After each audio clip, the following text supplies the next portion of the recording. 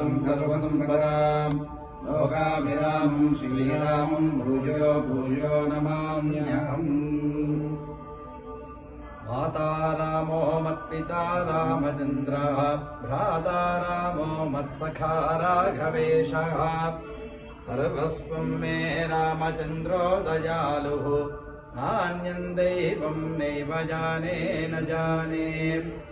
లోకమాత అయినటువంటి పార్వతీదేవి ఆ జ్ఞానస్వరూపుడైనటువంటి పరమేశ్వరుని చూసి ఈ విధంగా అడిగినదట, అయ్యా ఈ లోకంలో జనులందరూ కూడా ఏ ఒక్క నామాన్ని సంకీర్తన చేసినంత మాత్రము చేత కష్టాలని కూడా తొలగిపోయి సుఖ సంతోషాభివృద్ధిని ఆనందాభివృద్ధిని పుత్రపౌత్రాభివృద్ధిని పొందుతారో వాటన్నిటినీ కూడా మించి ఆ యొక్క సంతోషమైనటువంటి స్వర్గధామాన్ని పొందగలుగుతారో కలో నామ సంకీర్తనం.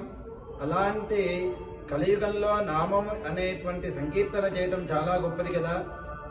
ఏ ఒక్క నామాన్ని పలికినంత మాత్రము చేత ఇలాంటి సుఖ సంతోషాభివృద్ధి ఆనందాభివృద్ధి కలుగుతాయో తెలియచేయండి స్వామి అని చెప్పి ప్రార్థించగా జ్ఞానస్వరూపుడైనటువంటి పరమశివుడు పార్వతీదేవిని చూసే విధంగా చెప్పారట, హే పార్వతీదేవి, కలియుగంలోనే కాదు అన్ని యుగాలలోనూ సర్వకాలమునందు కూడా రామనామ శబ్దాన్ని మించినటువంటిది గొప్పది ఇంకోటి లేదు.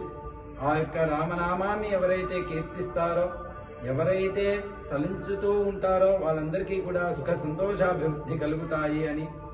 మరి కలియుగంలో అలాంటి ఒక నామాన్ని సంకీర్తన చేయడం అంటే ఒక దగ్గర దృష్టి కేంద్రీకరించి చేయడం చాలా కష్టము.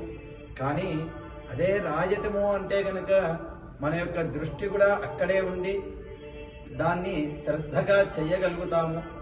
అలాంటిది గొప్ప తపస్సుగా మన పెద్దలందరూ కూడా ఆ యొక్క రామనామాన్ని మనకి అందించడం కోసం అని చెప్పి ఆ తపస్సు అందరూ చెయ్యటం కోసం అని చెప్పి రామకోటి అనేటువంటి ఒక పుస్తకాన్ని రాయడమే ఒక తపస్సుగా మనందరికీ కూడా అందించారు.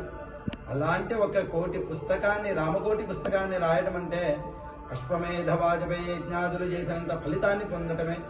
కానీ ఆ తప ఫలితాన్ని మళ్ళీ ఎక్కడ పెట్టాలి, మళ్ళీ వాటన్నిటిని కూడా ఎక్కడంటే అక్కడ పడేవేయలేము కదా అన్నదానికి మన యొక్క హిందూ టెంపుల్ ఆఫ్ అట్లాంటా అమెరికాలో చాలా గొప్పగా, అది కూడా మన యొక్క అట్లాంటా నగరమునందున చాలా వైభవోపేతముగా నిర్మిస్తున్నటువంటి రామకోటి స్తూపాన్ని మనకి అందుబాటులోకి తీసుకొని వస్తూ ఆ యొక్క తీసుకొచ్చేటువంటి రామకోటి స్తూపమునందు మనం రాసేటువంటి యొక్క తపఫలితముగా ఉండేటువంటి రామకోటి పుస్తకాలను ఉంచడమే కాక అది వచ్చేటువంటి భక్తులందరికీ కూడా అందరికీ ఆ యొక్క ఫలితం అందే విధానముగా మనకి ఆ యొక్క రామస్తూపాన్ని నిర్మించడం చాలా గొప్పగా జరుగుతూ ఉన్నది.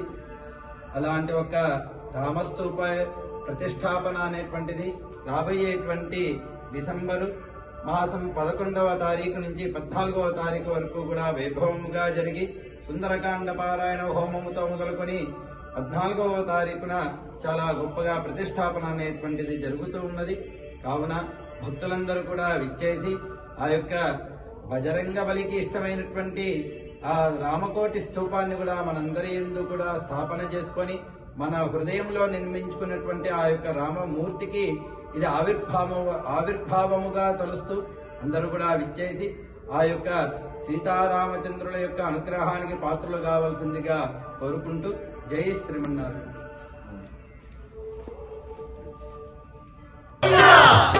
ఆపద్బాంధవ అనాథ రక్షక